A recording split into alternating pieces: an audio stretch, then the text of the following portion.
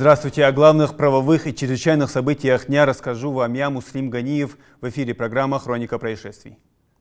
В сельском поселении Яндри Назрановского района 2 человека пострадали в результате хлопка газа в частном доме, сообщили в МЧС республики. Хлопок произошел на 1-м этаже домовладения. Выбито остекление и дверные проемы. Конструкция не нарушена. По данным МЧС, по региону пострадали 2 человека. Они доставлены в реанимационное отделение Ингушской республиканской клинической больницы в Назрани. Отмечается, что пострадавшие находятся в тяжелом состоянии.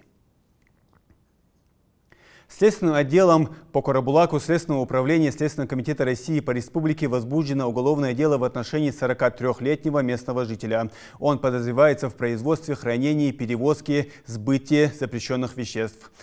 7 октября этого года подозреваемый реализовал алкогольную продукцию. После этого сотрудниками правоохранительных органов с места происшествия изъята партия бутылок, в которых содержится спиртосодержащая жидкость. Согласно заключению эксперта, изъятый товар не отвечает требованиям безопасности для жизни и здоровья потребителей. В настоящее время проводится проверка следственных действий для установления всех обстоятельств происшествия.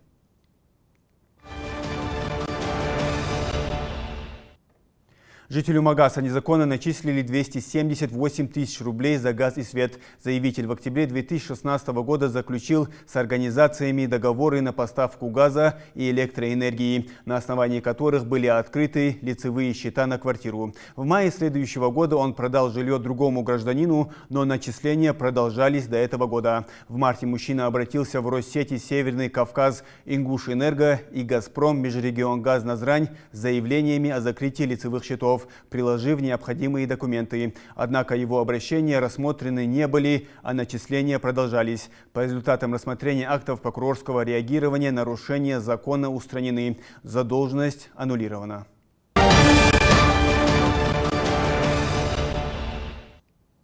Прокуратура Назрани установила 10 земельных участков, на которых ведется строительство объектов без наличия соответствующего разрешения уполномоченного органа, проектной документации и положительного заключения на него и без осуществления в установленном порядке государственного строительного надзора. Нелегальные действия, связанные с возведением зданий и сооружений, явным образом нарушают права и интересы муниципального образования на активное развитие и застройку города, а также права и интересы его жителей. Прокуратура потребовала признать данные объекты незаконными сооружениями и обязать владельцев земельных участков провести их снос.